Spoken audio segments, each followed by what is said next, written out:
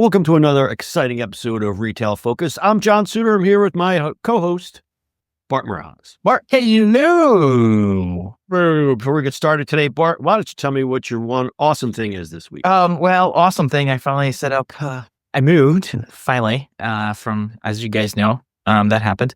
But also finally set up my office. So somebody owes me posters. That would be me, sir. And there's one right here. That's gonna go up. But yeah, you owe me posters, sir. That's my awesome thing right now. It's on my list. It's on my list. Now that I'm seeing that blank wall, I know I need to fill it. Out of all the darkness, my bright spot is still your Philadelphia Phillies, who are in first place in the NL East. And the other awesome thing is the Braves are 0 for 7. Wow. Aren't the Dodgers just Not killing it, man. Nobody's going to stop the Dodgers this year, except maybe the Phillies. Anyway, let's start. And one final note before we start. Apologies last week for the poor sound quality. There's a lot of my audio dropped out. I was able to fix some of it, but yeah, my bad. I redid my computer and didn't set things up properly and then jumped right in and recorded a podcast without checking the sound settings. So hopefully it's better. It happens, my friend. It happens. It happens. All right. We're going to get to the Captain Obvious story of the week, tariffs. Well, folks, grab your wallets and hold on to your Shopify stores because yesterday a tariff bombshell dropped that's got everyone from Beijing to your basement-based drop shipping empire sweating bullets. On April 2nd, 2025, in a move dubbed Liberation Day, the U.S. government announced a universal baseline 10% tariff on all imports, with some countries facing even heftier reciprocal rates. China gets a 34% reciprocal tariff, escalating to a whopping 54% with additional fentanyl-related duties. Vietnam, a 46% tariff because affordable manufacturing was so last year. Japan, 24% tariff, say sayonara to cheap electronics. South Korea, 25% tariff. I hope you don't like your Kias too much. India, 26% tariff. Goodbye to budget-friendly textiles. Taiwan, 32% tariff. Farewell to inexpensive semiconductors. Thailand, 36% tariff. No more cheap Thai goods for you. And the European Union gets slapped with a 20% reciprocal tariff. Au revoir to affordable French wines. Notably, Russia gets a hall pass despite its trade surplus with the U.S. Also getting a hall pass is North Korea, because I don't know why. Canada and Mexico are temporarily spared from new reciprocal tariff structure due to existing fentanyl-related tariffs and continued USMCA compliance exemption. But wait, there's more. The de minimis exemption for Chinese and Hong Kong packages under $800 has been eliminated, targeting those sneaky Chinese e-commerce firms that were exploiting this loophole. And obviously, Apple and Amazon are also reeling with stock prices tumbling and investors panicking over increased costs and disrupted supply chains. And to talk about e-commerce on this show, let's talk about dropshippers. What does this mean for our dropshipping bros? Well, if your business model involves shipping cheap gadgets from Guangzhou straight to your customer's back door, I gotta leave that in because everybody's getting in the back door. Those cheap bargain basement prices are about to skyrocket faster than your Facebook ad spend. With tariffs this steep, your profit margins could shrink to the size of a micro SD card. In short, it's time to rethink that easy money drop shipping dream. With these tariffs in place, the golden age of effortlessly flipping cheap imports for fat profits might be coming to an end. Adapt or perish, as they say, or maybe just start looking into domestic suppliers. At least then your shipping times will be faster than a snail on a treadmill. Or maybe, just maybe, it's time to consider that this gold rush may be running out of steam. So how about that? I put this together very quickly this morning because this all happened last night. Good. So the market reacted in obvious fashion. S&P's down 4%. Everything. My 8, 9, 8, 6, 6. Dow Jones is, Dow Jones right now is 3.5.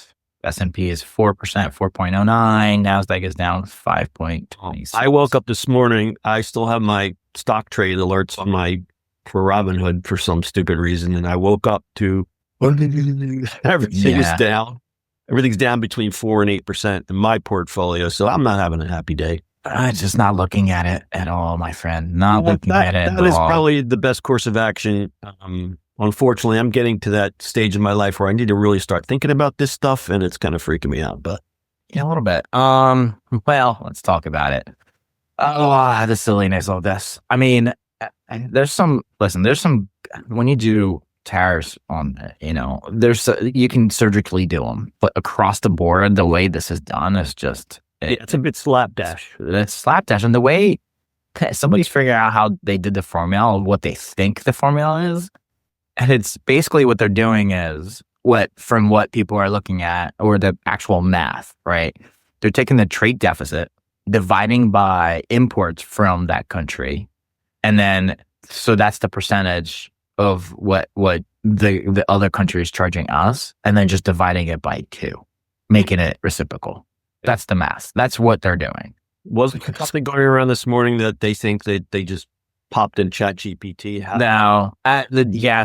No, but that's not actually what the math looks like. Okay. They even put the math out there, like the calculation. So basically, if you take, say, the trade deficit of China is 291 billion, they're dividing by what we import, which is 430, and that's equal to 67 of what we are saying that China charges us, which is not actually true. And then just dividing by 2, which is 34%. So that the math is interesting. It's bad math and bad way of doing it. Yeah, I don't know why it's a cross. I don't know why it just makes absolutely no sense. The market's going to tank. Now, the only weird saving grace a little bit is that some of that stuff is not automatic. I think there's some of the stuff they're going to try to start next week. Congress is, I think, looks like going to try to step back in. There's plenty of time to negotiate between the countries. So I think that's going to be a lot of that, go back and forth. Yeah. But it doesn't really matter. You just drop the whole market completely. People are going to freak out, and it's what it is. You kind of have to watch it. The freak out is bad. And I think my favorite part of the story is there's a pair of islands outside of Australia. There's no people that live there, but he put tariffs on them. Yeah, the penguins. What are we doing? It's sloppy. All this is sloppy, right? They just took a calculation and threw it in there, right? Yep. My favorite, though, you're going to appreciate it. I saw a picture this morning on Twitter. Somebody look at the actual chart, and the kerning is off on the numbers. That's how detailed these guys are off. That's how bad they're off. So the zeros are just off, and they're not aligned anywhere. You mean the Doge guys don't know how to do spreadsheets? I just whoever was printing this. So they're not even doing this, and they're not detailed. And he displayed this at the Rose Garden and is holding it. The whole visual of this thing was just insane. You know what I mean? It's not clean. It's not detailed. It's not just chaos. I don't want to turn this into a political discussion. I don't either. I'm just saying that's what we see, right? Let me shift gears. The purpose of this, and I am not defending this in any way, but it's supposed to make the country better, because then it will shift manufacturing from overseas to here. But what people, especially the Facebook jockeys, are like, it's going to be quiet again. People don't realize that it takes 5 to 10 years to spin up a factory, if they even want to do it. Then you have the labor, all that other stuff. But we're talking 5 to 10 years before any of this has any type of positive effect. All it's going to result in now is just a lot of people with less money in their pocket. Well, also if the prices rise, do you think companies going to lower prices even if we have manufacturing here? Prices never go back down. That is fantasy. That's fantasy. Pure fantasy. It's fantasy. So let's look at from that perspective, but also okay, let's look at logistics of this. So you want to build a factory here. Do you know where the raw materials have to come from? That's all raw materials to build the factory. We don't have the tooling. We don't have the people to work these. Bro, trust me, there's a lot of lithium in Pennsylvania. It makes no sense. We're such a people are so trying to be just be in here. It's the world is global. Technology has changed that. Yeah, we're become an isolationist country, and now what is happening? Other trade partners are teaming up. China's going to step in and take all that work. Japan, no, China was it China, North Korea, and Japan? No, South Korea. South Korea. I'm sorry. China, South Korea, and Japan, they're forming a trade thing. Now, I read between the lines in some Reddit threads that basically that's what Asian politicians do. They all bullshit to each other, and that's like a thing. Yeah, but that's also that sounds unheard a of. bad signal to the rest of the world. No, those three countries is absolutely the craziest part that's actually happening. Yeah, and what people don't realize is now we are the U.S. is no longer a trusted trading partner because people aren't going to trust anything what we have to say because we're pulling. Okay.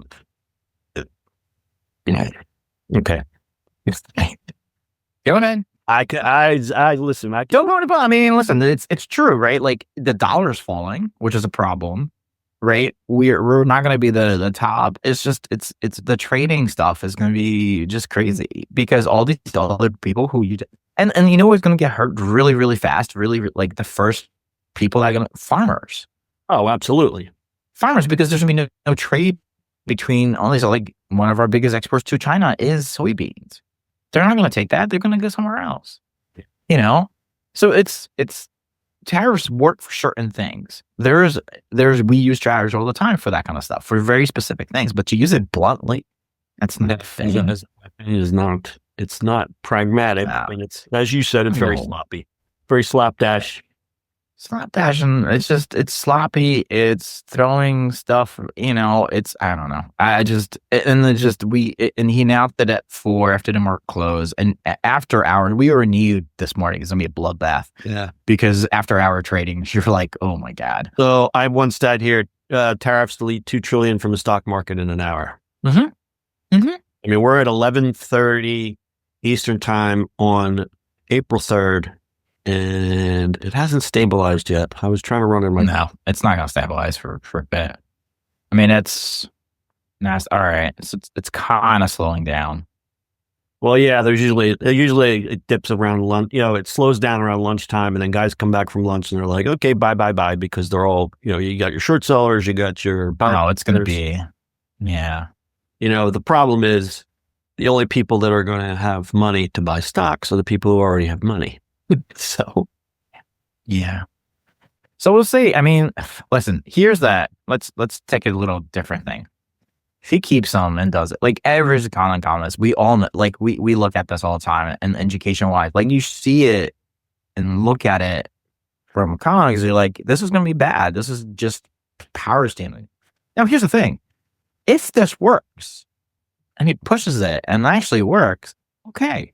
We're all wrong. I'm happy to admit it was wrong. I'm happy to be wrong. And I've been saying that since January. I'm like, but from what we know and have seen and how experienced multiple times now and how global markets work and how globalization works, this is bad. Mm-hmm. I mean, like we've seen this over and over and now, and the industries we're in now, most of Europe, rest of the world is going, we're not going to do services with you, or we're going to do taxes crazy about services. That's what happens with outsourcing. You know what I mean? Like there's a whole bunch of stuff. Now there's a whole bunch of other things that are going on. I think around this is that, people are like, oh, companies are coming back. Bigger companies are trying to build stuff here. But if you look at what kind of companies are coming here, it is a different story, right? Because if you think about it, like car manufacturers who have electric cars that need power or anything to do with power, like having actual energy. We're still the most producer of energy and the most stable producer of energy, right? So the reason you would want to build a factory here from overseas or anywhere else, because we're stable of energy, right? That's literally it. And most of these industries now need more power and energy all the time. So like, that's the weird civilization of that. But if tariffs are kicking in, who really wants to do that? Yeah. Like I said, I threw this script together pretty early this morning, so I didn't really dig as deep, but there's a lot. There's a lot. There's a lot to unpack, and there's a lot that the other shoe I do not feel has dropped. And as you said, some of this may be rolled back. Hopefully some cooler heads will prevail at some point, but I haven't seen it yet. We don't know what's going to happen. Although in other news, you can buy Apple really cheap right now. Yeah. I mean, if you want to buy some good stocks, Apple or Amazon, it's great. Apple, Google. I mean, Apple just dropped almost 9%.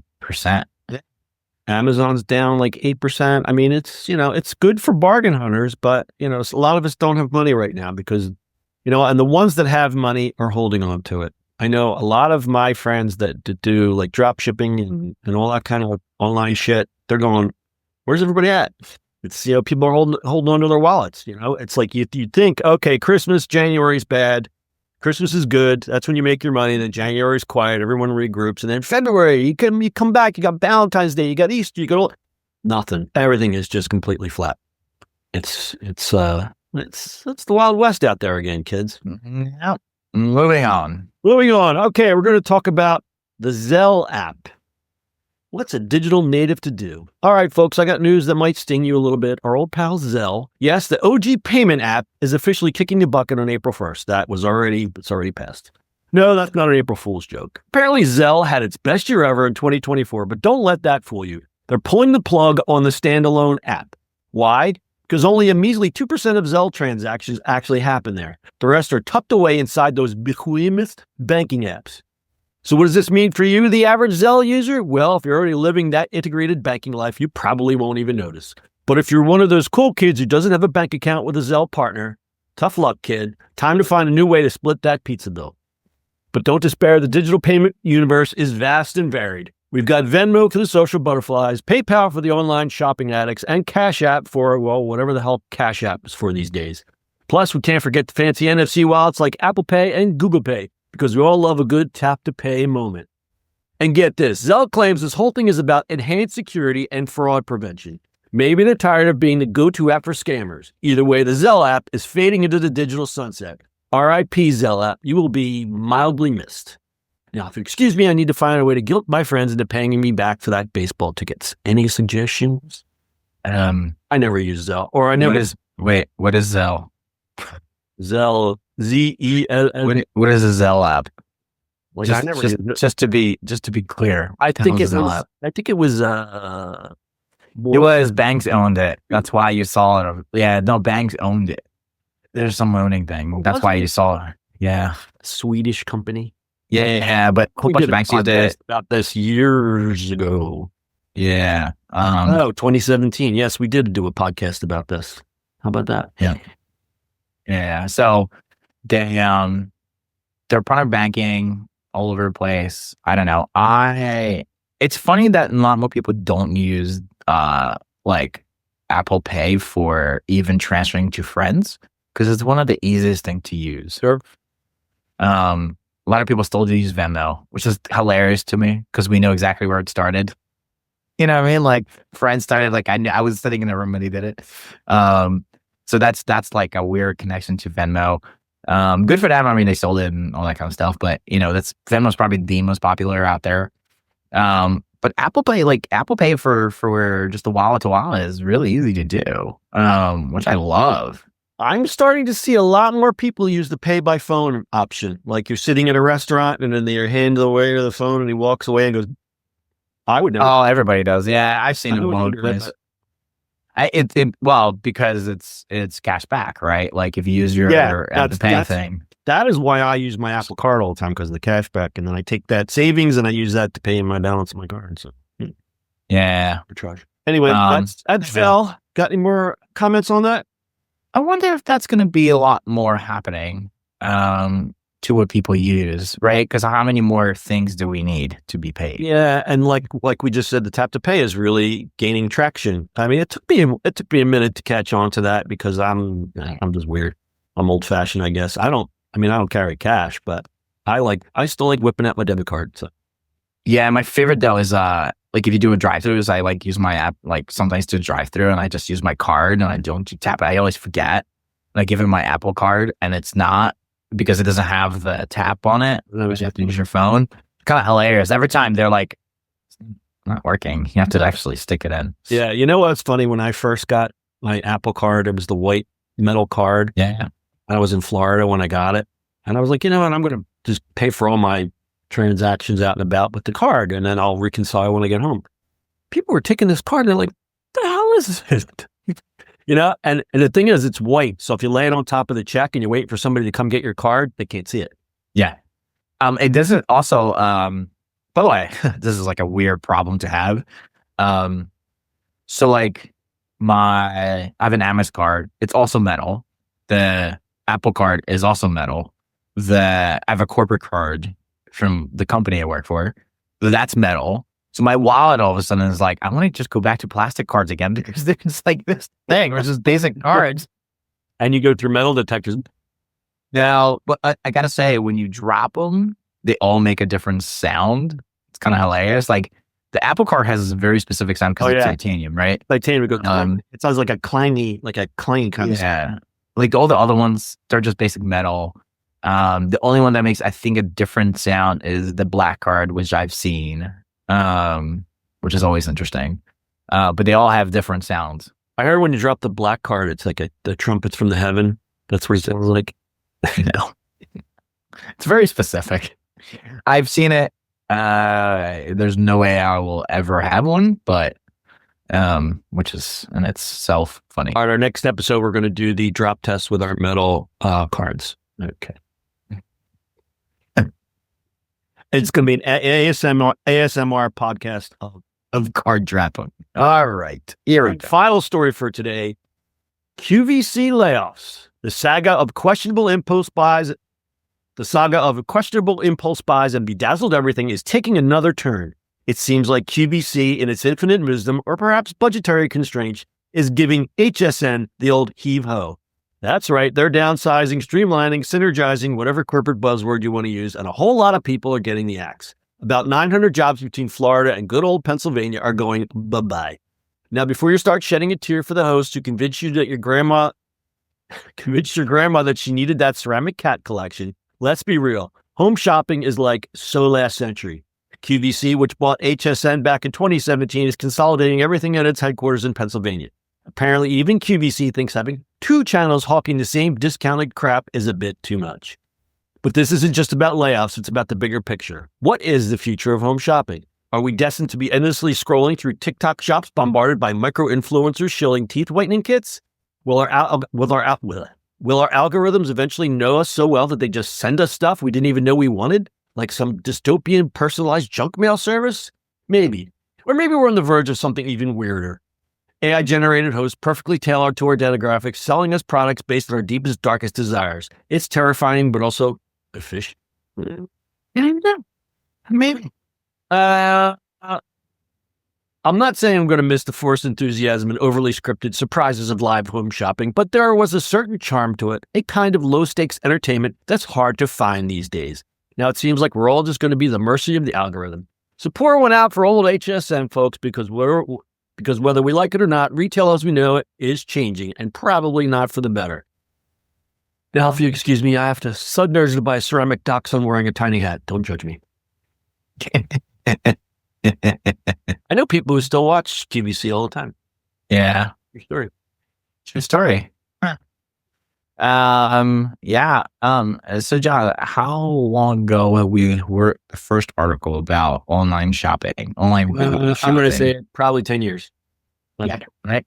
And we kind of followed up all the time and we kind of didn't. And then the first idea I had was like, why not do Shopify with Facebook and stuff like that? And just do it. We built all the little UI mock-ups and did all that kind of stuff. Yeah. And now there's stuff out there, right? TikTok Shop itself, obviously. I mean, Saturday might be the end of that. We'll see. Because that's the deadline, which is so much fun. With the other one, Micmac used to be around. We Shop or We something now. It's out there. Like people are doing it. Don had the live shopping. Yeah, I think proliferation. It's all the Asian markets that did it, right? Because they were doing all the live shopping and streaming and stuff like that. Yeah, I mean, I think TikTok was the one that took off. Like that's the one that did it. It wasn't really. I mean, there was live stuff, but really that's where it kind of started. People got used to it, right? Being sold to through influencers and doing that. So, also the market's dying. Like who watches TV? Yeah. You're not going to go to QVC. Like who watches actual TV? Like that's just going away. So not going away, but like who actually watches this? It's older people, right? It's older people. Yeah. I mean, people who are used to watching QVC and things like that and buying cheap stuff online. Or off of TV. Who is watching QVC and then calling them to order something? I know someone who does that, but also what I see with these people who order from these things, they go, "Oh, I got this XYZ gadget," and I go like this. I pull out the phone and I go, "Yeah, here it is on Amazon for 12 bucks."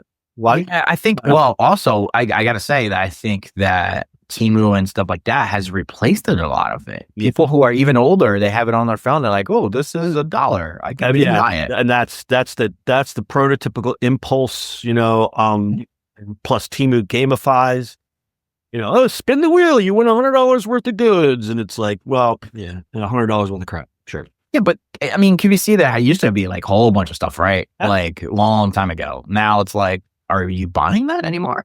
Nope. No. Yeah. And they try to incorporate, I'm going to defend them a little bit, but they try to incorporate at least some entertainment aspects into it. They have personalities. They have, tips and tricks and things you can learn, but that doesn't, like, that changes with the short version of TikTok, right? TikTok Shop, people who are joining affiliate to doing that, but then you also have live shopping, like actual live shopping on TikTok now too, right? People are trying to move it to the app, but this is where that's the golden thing. Yeah, and the TikTok stuff is actually pretty entertaining. I gotta admit. I mean, some of the user generated content is actually pretty good. I mean, you don't need high production. Your phone cameras are pretty spectacular. Even a cheap one now is good enough for that. And if you got a sense of humor, or even if you got a little bit of writing skill, you don't have to put your face in there. You could write a nice little ad and display products and make some money with it. I think it's really great. I've seen some good ones lately. Yeah. People get creative about it now. It's not like just buy this product. Yeah, man, like there's more of that. I think people are just, it's not about the quality of the shot anymore. You don't need crazy amount of stuff to do a good thing. And it went back to what we always said. Content is content, The way you produce it doesn't matter what the message actually is. Yeah, the content, if the content is good, and the price point, it doesn't matter what you're shooting on. It doesn't matter what you're shooting on. Does it? I could shoot it right here on my desk, and especially with phones being this good, you don't need big production studios anymore. The cost of think about QVC studios and all that kind of stuff. The amount of cost that is. Remember when they built that campus up in Westchester?